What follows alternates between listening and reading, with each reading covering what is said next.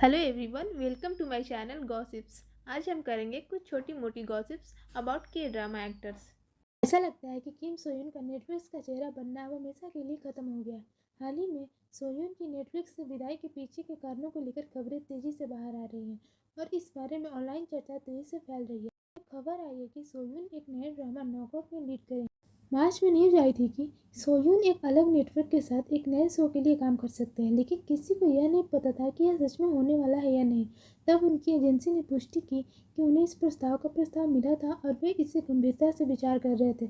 अब यह कंफर्म हो गया है कि सोयून संजुन की भूमिका निभाएंगे, एक ऐसा आदमी जिसकी जिंदगी आईएमएफ संकट के कारण पूरी तरह से बर्बाद हो गई थी। उसने अपनी नौकरी और सारे पैसे खो दिए, इसलिए उसने जीवित रहने के लिए क्रिमिनल रास्ता अपनाने का फैसला किया। उनके साथ हैं जोई वो, जो अलग ड्रामा में अपने शानदार प्रदर्शन के लिए जानी जाती है, जैसे कि डेस्टिनी विथ यू और tale of the nine tail. सोयून और जोई बा दोनों का बहुत बड़ा फैन फॉलोइंग है, जो इस ड्रामा को बॉक्स ऑफिस हिट बनाने की लगभग गारंटी देता है। इस सीरीज का सबसे बड़ा दिलचस्प पहलू यह है कि यह 2025 में डिज्नी प्लस पर रिलीज होने वाली है, जो एक नेटवर्क है जिसके साथ सोयून ने पहले काम नहीं किया। उनके अधिकांश ड्रामा नेटफ्लिक्स पर स्ट्रीमिंग के लिए उपलब्ध है, इसलिए एक अलग स्ट्रीमिंग प्लेटफॉर्म के साथ टीम बनाने का उनका अचानक निर्णय कई लोगों के लिए आश्चर्य का कारण बना।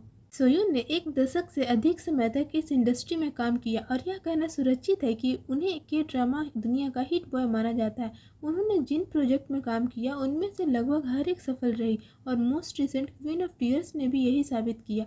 इस ड्रामा में उन्होंने किम जी वॉन के साथ एक मैरिड कपल का कैरेक्टर निभाया और यह ड्रामा नेटवर्क रेटिंग रिकॉर्ड तोड़ने में सफल रहा, यहाँ तक कि क्रैश लैंडिंग ऑन यू को भी व्यूवरशिप रेटिंग में पीछे छोड़ दिया। इंडस्ट्री ऑफिशियल्स के लिए यह आश्चर्य की बात नहीं थी कि यह ड्रामा एक विशाल हिट बन गया। यह कोई रहस्य नहीं है कि सोयून ए लिस्ट अभिनेता की स्थिति के कारण ऑडियंस को बहुत अट्रैक्ट करते हैं। जहां ऑडियंस होते हैं वहां पैसे भी होते हैं, इसलिए नेटवर्क यह सुनिश्चित करते हैं कि वे जब भी संभव हो सोयून को अपने हाथ ले सके। हालांकि यह बिना बड़े मूल्य के हाथ नहीं आते। इन प्रेजेंट इंडस्ट्री में सोयून को हाईएस्ट पेड एक्टर में से एक माना जाता है। उनके अधिकांश नेटफ्लिक्स ड्रामा के लिए उन्हें लाखों डॉलर दिया गया था, जिसमें 2023 में it's okay not to be okay में उनकी भूमिका एक बड़ा उदाहरण है। इंडस्ट्री के अंदरूनी सूत्रों ने बताया कि सोयून को के ड्रामा सीन में सबसे बड़ा वेतन मिले हैं।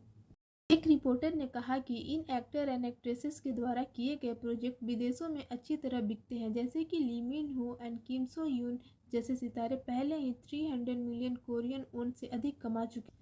यह लगभग $2,24,000 पर एपिसोड है। यह नंबर प्रेजेंट में और भी बढ़ गया है। हालांकि के ड्रामा ज़्यादातर दक्षिण कोरिया स्टूडियो और नेटवर्क द्वारा होते हैं। यह कंपनियां स्ट्रीमिंग जेंट्स जैसे कि नेटफ्लिक्स के साथ और स्ट्रीमिंग अधिकारियों से सौदे करती हैं। इसीलिए इन स्ट्रीमिंग प्लेटफॉर्मों का कास्टिंग में काफ़ी बड़ा हाथ होता है, क्योंकि यह सब उनके बजट पर निर्भर करता है। नेटवर्क इस बात से अवगत है कि सोयून एक ऐसे अभिनेता है जिनकी फीस बेहद हाई है। हालांकि अधिकांश मामलों में इन फीसों का भुगतान करना बिना किसी समस्या के हो जाता है, लेकिन यह हमेशा सही नहीं होता। जब क्वीन ऑफ टीयर्स का रिलीज हुआ तो सोयून की सैलरी को लेकर काफ़ी विवाद उठ गया। इस साल मार्च में रिपोर्ट्स में कहा गया कि सोयून ने क्वीन ऑफ टीयर्स के लिए प्रति एपिसोड लगभग 800 मिलियन वॉन कमाए, जो कि लगभग $5,97,000 है। यह दावा कई ड्रामा प्रोडक्शन कंपनियों के सीईओ द्वारा कहा गया, जिनका नाम नहीं लिया गया। यदि इनमें 12 एपिसोड है तो इनका मतलब है कि सोयून को शो फिल्माने के लिए लगभग $10 मिलियन का बड़ा वेतन मिला। यह बड़ी राशि पूर्ण प्रोडक्शन बजट का लगभग एक तिहाई होगी, जो एक असाधारण राशि है। इस पेमेंट डिबेट ने के ड्रामा फैंस के बीच बहस छेड़ दी, क्योंकि कोई भी विश्वास नहीं कर सका कि वह पर एपिसोड इतनी बड़ी अमाउंट कमा रहे हैं। इंटरनेट पर हलचल मच गई और इतना बढ़ गया कि स्टूडियो ड्रैगन के एक प्रतिनिधि को स्पष्ट करना पड़ा। उन्होंने कहा कि वह 800 मिलियन कोरियन वॉन नहीं कमाता, बल्कि इससे बहुत कम कमाता है।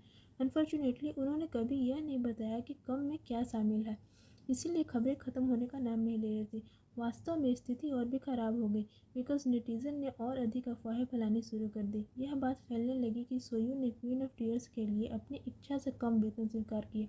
रिपोर्टों के अनुसार उसने वन ऑर्डिनरी डे की तुलना में प्रति एपिसोड कम कमाया, जिसके लिए उसे प्रति एपिसोड 500 मिलियन वॉन मिले। अदर सोर्सेज ने खुलासा किया कि एक इंडस्ट्री के अंदरूनी सूत्र ने स्पॉट जोसन के साथ बात की और सोयून के फीस कम करने के फैसले के बारे में विस्तार से बताया। इस व्यक्ति ने कहा कि मीडिया सोयून की उपस्थित फीस को लेकर बहुत बढ़ा चढ़ाकर पेश किया। उन्होंने कहा कि मीडिया ने उससे ऐसे घमंडी एक्टर के रूप में पेश किया जो हाई अमाउंट मांगता है, जबकि असलियत में क्वीन ऑफ टीयर्स के लिए उनकी फीस उनके पिछले कामों की तुलना में काफ़ी कम थी। यह 800 मिलियन प्रति एपिसोड से बहुत दूर थी। इंडस्ट्री ऑफिशियल्स ने आगे सोयून के फैसले के पीछे के कारणों के बारे में और जानकारी दी। निर्णय लिया गया और यह स्पष्ट किया गया कि इसका सब कुछ ड्रामा के बढ़ते प्रोडक्शन कॉस्ट से जुड़ा था। बढ़ती उत्पादन लागत के बीच क्वीन ऑफ टीयर्स की टीम को फाइनेंशियल चैलेंजेस का सामना करना पड़ा। एक सहानुभूति के प्रदर्शन में सुन ने कथित तौर पर अपने अभिनय शुल्क को कम करने की पेशकश की ताकि उत्पादन टीम को फाइनेंशियल चैलेंजेस का प्रेशर ना हो। इसके अलावा यह कहा गया है कि सुन को यह चॉइस स्क्रिप्ट राइटर पार्क जी उन द्वारा इन्फ्लुएंस हुआ, जिसके प्रति वह कई सालों से लॉयल है। रिपोर्टों के अनुसार उन्होंने शुरू में सोयून से उनके शुल्क कम करने का रिक्वेस्ट किया था ताकि यह ड्रामा रियल बन सके। जब प्रोडक्शन कंपनियां फाइनेंशियल चैलेंजेस का सामना करती हैं तो एक्टर्स को अपने शुल्क और वार्षिक आय को कम करने के लिए दबाव डालना सामान्य नहीं है, लेकिन यह बहुत कम होते हैं कि कोई एक्टर स्वेच्छा से अपने वेतन को कम करे, जिससे इस कहानी पर विश्वास करना मुश्किल हो जाता है। हालांकि सोयून के वेतन के पीछे कंट्रोवर्सी खत्म होने का नाम नहीं लेती है। यह तो निश्चित है कि क्वीन ऑफ टीयर्स के बाद सोयून का फीस बढ़ गया। एक फैन ने कहा कि वह सही प्रोजेक्ट चुनने की जबरदस्त क्षमता रखते हैं और हर कमबैक के साथ खुद को साबित करते हैं। इसे ध्यान में रखते हुए यह सोचना गलत नहीं है कि वह बड़े बजट का प्रोजेक्ट की तलाश कर रहे हैं।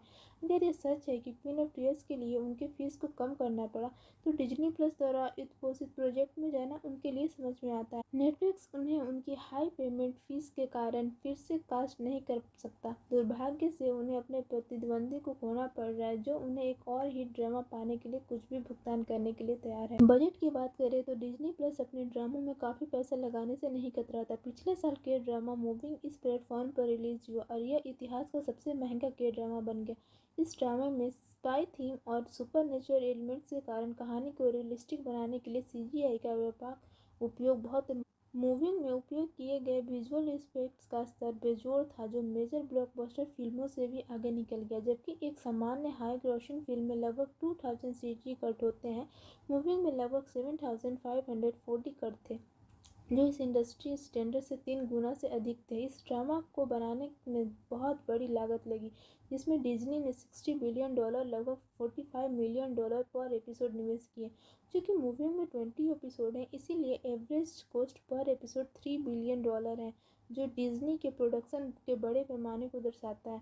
इस पर विचार करते हुए यह कहना सुरक्षित है कि डिज्नी आसानी से उच्च उपस्थिति फीस दे सकता है, भले ही इन्हें इन हाई फीस के कारण कुछ रेवेन्यू लॉस हो।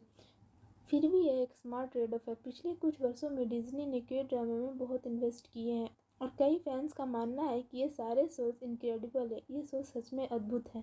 नेटिजन्स का यह कहना है कि केवल डिज्नी से संबंधित प्लेटफॉर्म पर अपने प्रोजेक्ट्स का प्रचार करके उन्हें ज़्यादा ध्यान नहीं मिल रहा। डिज्नी शायद सोयून को नॉक ऑफ के लिए कास्ट करके चीज़ों में बदलाव लाने की कोशिश कर रहा है, यह जानते हुए कि उनकी इंडस्ट्री में अच्छी स्थिति।